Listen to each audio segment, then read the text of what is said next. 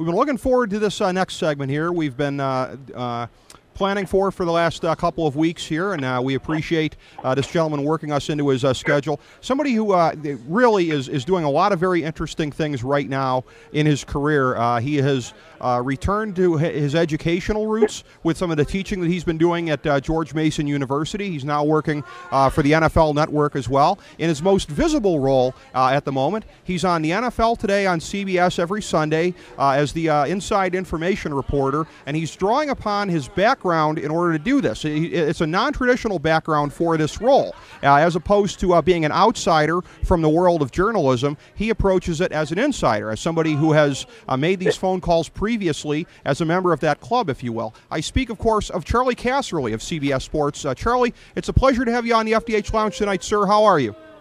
Great. How you guys doing? Oh, fine, thanks. It's a pleasure to have you on. I tell you what, this has been in the works for a couple weeks now for booking you. I had a feeling that when we did, that there would be something pretty newsworthy that you had broken to talk about, and indeed that has happened. So let's go there. It's been one of the bigger stories of the season thus far.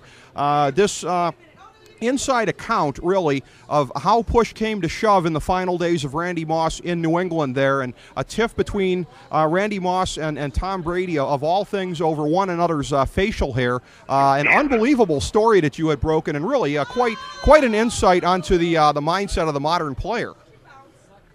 Well, the main thing what I had said is that the two of them got into a confrontation, verbal, not physical. Sure. Toe-to-toe, and it centered on one of the topics was Brady complaining about Moss's behavior as a Patriot. Mm-hmm. And then he, the line that everybody picked up on, which wasn't really the main emphasis of what I made, but it's the line people picked up on is, Brady told Moss he needs to cut his beard, and Moss countered and said, hey, you need to cut your hair. You look like a girl. So, but that was, how much that entered into making the trade, I can't determine that. Only the Patriots can. I think at the end of the day, the Patriots probably got to a point that Moss had worn thin on them. They weren't going to sign him into the future. They could get a third-round draft choice for him, a hard third, and take it and go. And they felt that they're a good enough team that they can keep going forward. And, they went out and beat Baltimore Sunday. So, and they beat Miami, and though he didn't have a big impact in the game, he did play.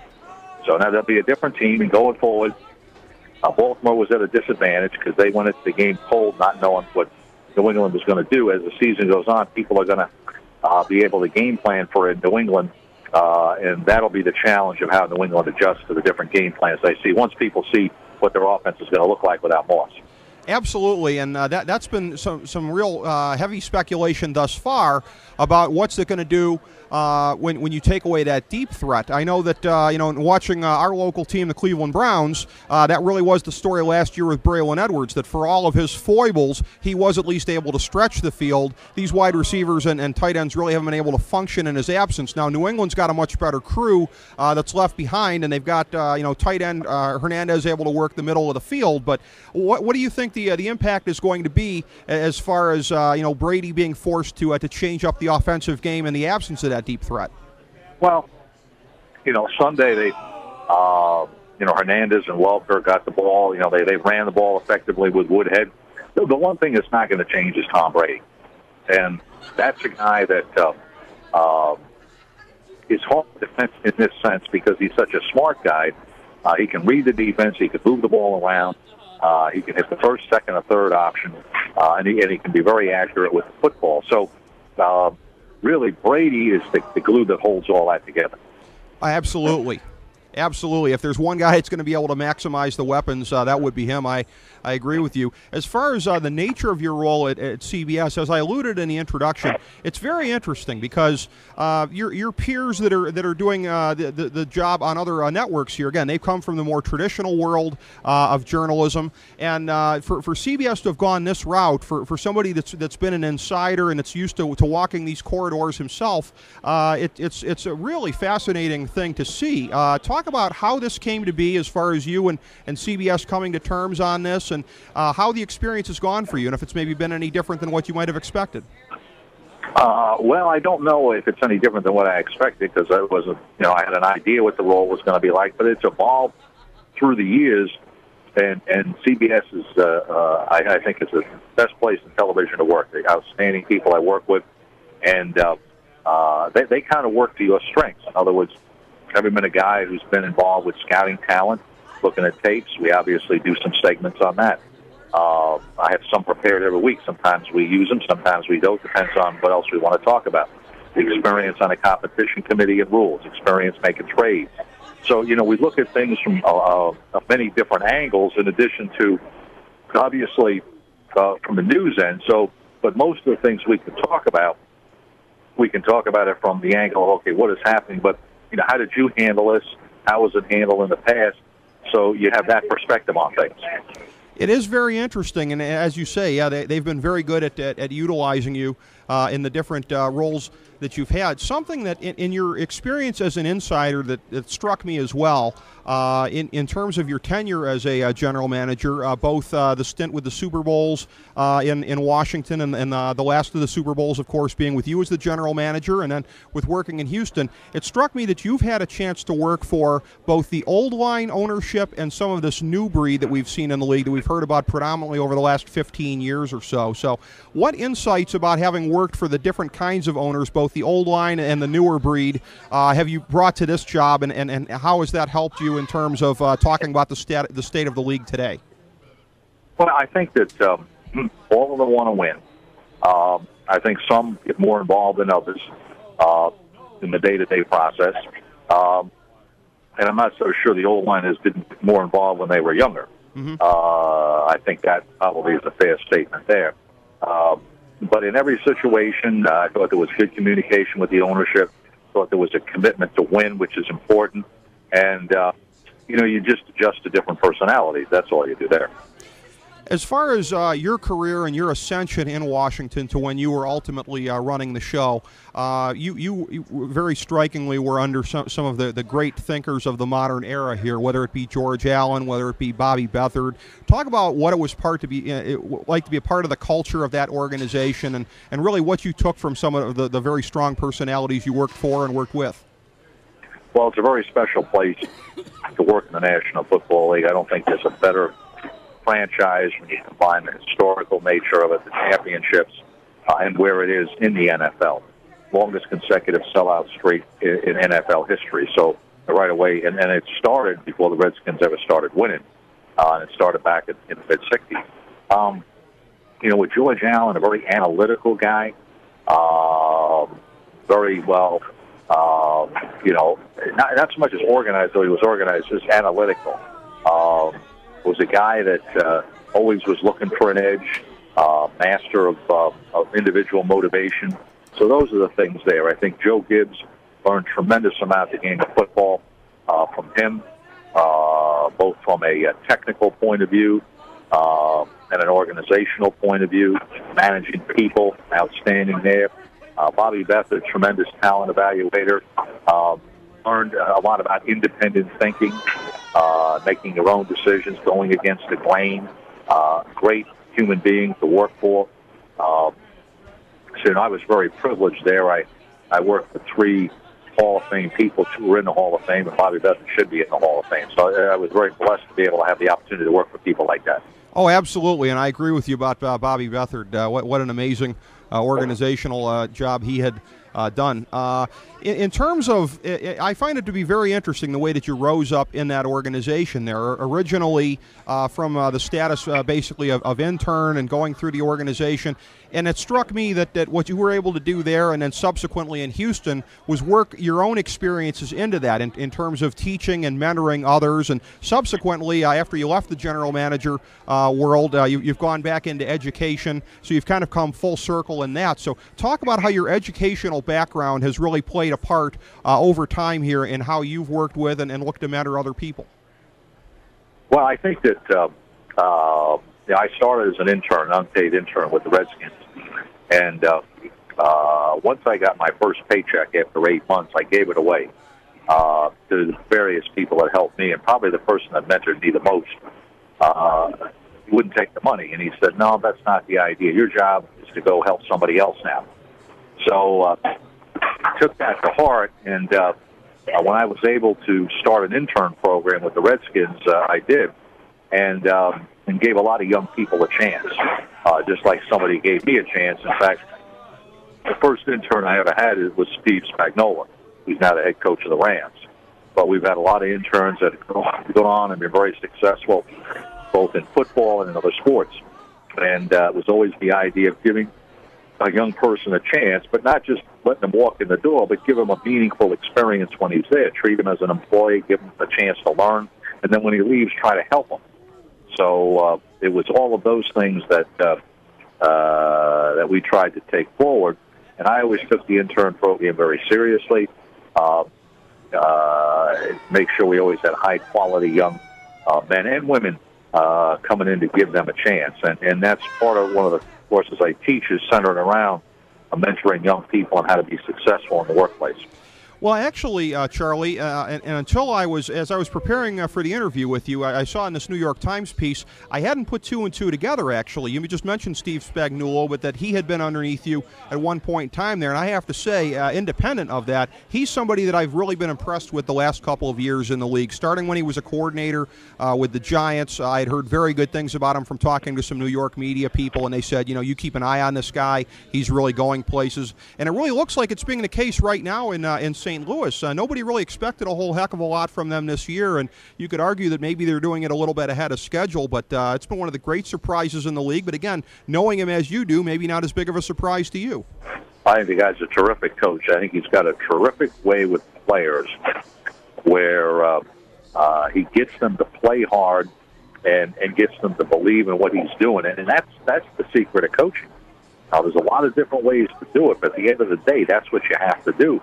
And it would not surprise me if the Rams won that division this year, and which would be a tremendous accomplishment considering they've had injuries at receiver. They've got a rookie quarterback, and the team is just dramatically better this year in his second year. And defensively, they're really playing well. It wasn't a fluke them beating San Diego with the defensive performance they had last week. So the guy, I think, is a tremendous coach when he's with the Giants. A better defensive.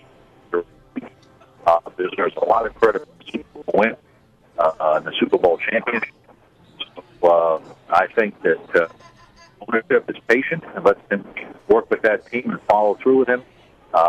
He's going to win a championship in St. Louis. Yeah, I think they're definitely on the way based on how they've been playing thus far and developing, and that's indicative of a sound philosophy if they stick with him. In terms of philosophy, also, Charlie, I'd just like to know about yours a little bit, and as far as kind of keeping equanimity in the face of public opinion. And I'll tell you, cards on the table. I believe in accountability. I was one of the guys back in '06 that was scratching my head on the Mario Williams thing here, and at least maybe trading down a spot or two if you were going to take him. But I'll tell you what. I mean, you were right. The rest of us were wrong. And yet, I've never seen you out there one time beating your chest about this. You've really kind of taken it in stride. I mean, is it easy for you to kind of take things in stride even when you're proven right? Or do you have to kind of fight to keep from pointing the finger and saying, I told you so? No, you don't do that. You just move on with it. What I felt bad for was Mario Williams. I thought any criticism of him was wrong.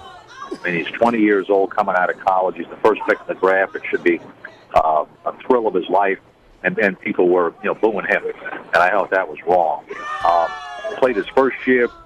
He was injured. He could never practice just playing the games. He's playing through injuries, and he's doing a lot of good things. And people are criticizing him at that point. So I felt bad for him. For myself, I didn't worry about any of that. I was just happy that it worked out for him. That's a good point, too, as far as people booing him and everything like that. I mean, that's something that just has always struck me as being very counterproductive, or even if it's, booing your team. It's one thing if they're kind of obviously laying down, and I suppose there's examples we can point to, in the history of the league where that's happened. But short of that, just really getting on your own team in such a manner just strikes me as being, the very epitome of something that's counterproductive. No, I agree. I always look back to the Donovan McNabb situation that happened in Cleveland, Cleveland in Philadelphia, where, he was booed on his draft day. And I always thought that if I was ever in that position, I would take the approach that I'll turn the boos on me, okay? Yeah. And try to keep him off the player. And that was what I did. I tried to shield him as much as I could. And it was, and he's turned out to have, really a heck of a career. Mario Williams, he's done very well there, and just been one of the most explosive players off of the edge out there. As far as great young athletes, also, I have to mention this because I understand you are. Am I correct that you're a season ticket holder for the Washington Nationals? Yes, we are. Oh, okay, all right. So, we enjoy going, and baseball's kind of something we have fun at. And it's relaxing to watch it. It's a great stadium. They got some good young players, so it's a fun thing to do for recreation. Oh, sure, yeah. We had a couple weeks ago on the show Greg Vaughn, and his son played with him at San Diego State with Steven Strasburg, and he was talking about that and what a good young guy he is. I mean, I imagine something like that. Bryce Harper on the way. These are the kind of things that have really got to be transformative for you as a fan, really, to have that kind of hope on the horizon, even with Strasburg's setback. Well, he was an exciting guy to watch, and the fans really took to him and loved him. And, of course, you got a guy like Harper that's got tremendous potential. We probably won't see him next year, but maybe then in 2012 we'll see him when Strasburg comes back. And so that's the exciting part. You're a fan. You can go there when you leave. You don't have to worry about winning or losing. Just enjoy it and watch the young guys develop. So we have fun with it. Oh, yeah, that looks like a great park. I definitely would like to get there someday. It looks really sweet on TV. As far as everything that you're doing right now, it does look like you're really getting to indulge in a lot of things that are of great interest to you, whether it be returning to education as you have, or doing the work with the NFL Network, everything with CBS with the NFL Today. I'm curious about if it's easier for you because you've been to the top of the mountaintop. We see so many guys who can't stay away from executive positions, who just want to keep going back. Bill Parcells is just the most obvious example right there, and he's been a guy who's had the Super Bowl, and it's still is not enough to sate that. In your case, I mean, it's hard to look at this from an alternate universe perspective because you have won it, but do you think if you hadn't, that hunger to stay in it would still be greater? Well, it's hard to say. I mean, I left at a time I thought was the right time to leave, and when it's television, I enjoy this. You never say never about going back, but I think that it's the type of thing you want to win a championship, and everyone's driven by it. But I think you have to understand is, are you in a situation where you can win a championship, and don't stay longer than you should in a place. So, there's a lot of other factors that go into it. Oh, absolutely. And as far as just taking a look here to kind of bring things full circle at some of the bigger storylines in the league as we're approaching midseason, when you're getting your preparation together on a week-to-week basis, what do you think have been some of the most important developments over the first 2 months of the season, things that are really going to affect the league going forward toward the end? Well, I think you have tremendous balance in the league, which is an exciting thing. Because I think all of the division races are wide open, and probably going into December, they're probably still wide open. So I think that's the exciting thing is every week there's a number of games that you can't wait to see. And I think from the fans' point of view, that's great. And probably that is one of the reasons your TV ratings seem to be breaking records this year, records that, were broken last year. So, that's the most exciting thing I think you got going, the great competitiveness you have week in and week out. Absolutely, and I think it's probably exceeded the expectations of a lot of people with less separation than that. But Charlie, we like to give our guests a chance to plug anything here at the end of the show. We're at the end of the segment. We have up on our rundown here tonight, we have a link to your page at athletepromotions.com. I know that you're available for speaking bookings through there. If there's anything at all that you'd like to plug, sir, please go right ahead. No, we don't. We just I hope the fans enjoy the NFL. And keep watching it. It's an exciting league, and I think that I think everyone's going to enjoy the finish of this season because it's absolutely totally unpredictable. And appreciate you being with you tonight. Well, Charlie, it was our pleasure. You really broke things down so well for us. I know that the audience really enjoyed it. It was our pleasure, sir. We'd love to have you back anytime. All right. Well, good to be with you. Thank you very much, Charlie. Charley Casserly, everybody, from CBS Sports, the NFL Today. And, what a tremendous time to get to talk to him. He's a class guy, too. Oh, he's a really classy guy. Absolutely. And he just, and you could tell, too, and I, when I gave him the chance on Mario Williams, I knew he wasn't going to gloat about that. But hey, that was you had to give him that chance, though. I had to.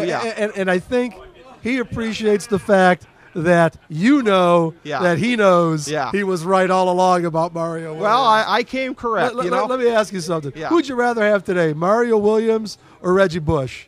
Mario Williams, but I'll tell you what, it was really, really weird last year in the playoffs. I'm trying to think of which game it was. I think it was the Arizona game. Mm-hmm.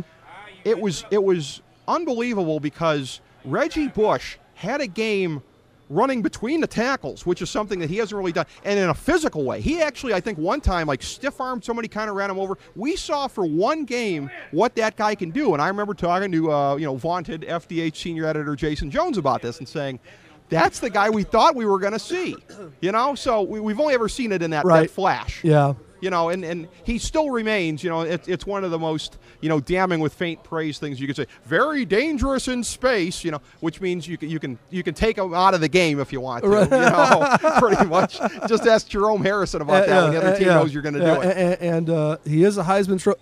Oh, never mind. Never mind. Sorry about that. From Reggie Bush to Vince Young to I guess it's not like President Pro Tem of the Senate where it just goes to the next guy in line. Charlie, what a class act! I mean, tremendous. That was wonderful. Love watching him on TV every week, and and kudos to him for also breaking breaking down the truth. Yeah. About Randy Moss and Tom Brady. Yeah. That was. You know what? I'll believe Charley Casserly long before I'll believe anything that comes out of Randy Moss's mouth, Tom Brady's mouth, Bill Belichick's mouth, because you know what? Charley Casserly has got a reputation in this league. And you know what? And I'm gonna. And he's not going to jeopardize his reputation by blatantly going out and saying something that's not true. No, but having said that bit of information must have made Charlie's day, because I'll tell you what, and I wasn't going to bring this up here tonight. I wasn't going to tarnish the interview by invoking the name of Bill Belichick. We saw when he was coaching in Cleveland the man's penchant for classlessness and some of the things like that. Yeah. He's taken some shots over the years at Charlie, and all you got to do is kind of Google it to see. It's very unfortunate. Yeah. And he's very, very classy not to strike back at somebody who, you can't take away what Belichick's done. Maybe the most successful coach. Bill Belichick as a coach? Yeah. Tremendous. Bill Belichick as a human being? Yeah. Not so much. No, not so much. And, it's it wouldn't, I don't think humanity would miss a beat. The world of football would, but humanity wouldn't miss a beat. No. Next summer, if somebody doused that garbage bag with kerosene and set it on All fire. right. So that's not that anybody should. I'm not encouraging that. All right. So on that classy note, we're going to head into a break. We got coming up on the other side. Unbelievable. One of the stuff that comes out of your mouth is just unbelievable. Yeah, sometimes. you never know. You absolutely never know, and that's why people need to stay tuned.